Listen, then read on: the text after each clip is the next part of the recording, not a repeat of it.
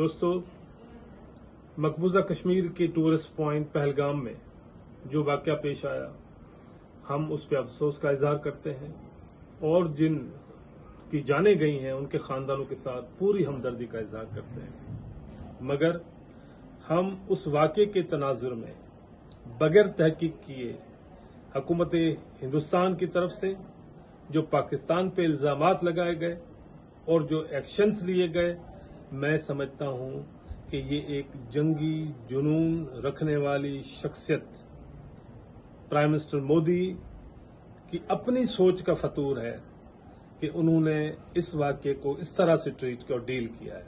मैं समझता हूं कि साउथ एशिया में हिंदुस्तान हो, पाकिस्तान हो, ये दो एटमी ताकतें हैं। इस किस्म के इनिशिएटिव किसी भी तरह अक्लमंदी की निशानी नहीं होते। हम हुकूमत पाकिस्तान का जो आज का नेशनल सिक्योरिटी कमेटी का जो फैसला है उसको हम एंडोर्स करते हैं और उनकी मुकम्मल हिमायत का ऐलान करते हैं।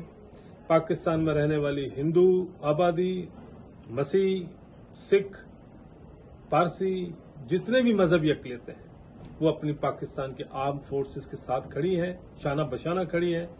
और हम किसी भी ऐसे एक्शन जो अगर इंडिया ने पाकिस्तान के किसी भी हदूद को क्रॉस किया तो हम शहरी अपनी रियासत की पॉलिसी के साथ खड़े हैं और हम किसी भी तरह अपने मुल्क, अपने वो लोग जो हमेशा अमन के ख्वाह हैं, हमने करतारपुर खोला, हमने वीजाएं दी, हमने सब मज़ाहब को इजाजत दी कि यहां आएं, इबादतें करें और वापस चले जाएं। उस जज्बे को मोदी सरकार ने हमेशा डिस्करेज किया है।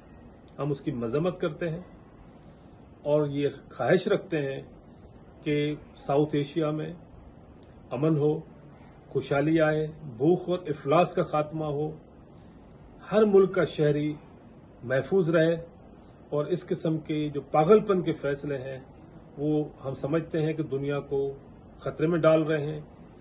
मगर पाकिस्तान की ये जो अमन की ख्वाहिश है इसको कमजोरी ना समझा जाए, क्योंकि पाकिस्तान की 25 करोड़ आवाम अपनी रियासत के साथ खड़ी है, अपने इदारों के साथ खड़ी है। वो इदारे जो सरहद के मुआफिज हैं, हम उनके साथ खड़े हैं, शाना बशाना खड़े हैं और उम्मीद है कि ये जो मुश्किल टाइम है ये निकल जाएगा, फिर एक अमन कायम होगा और हम सब इसकी ख्वाहिश रखते हैं। पाकिस्तान जिंदाबाद।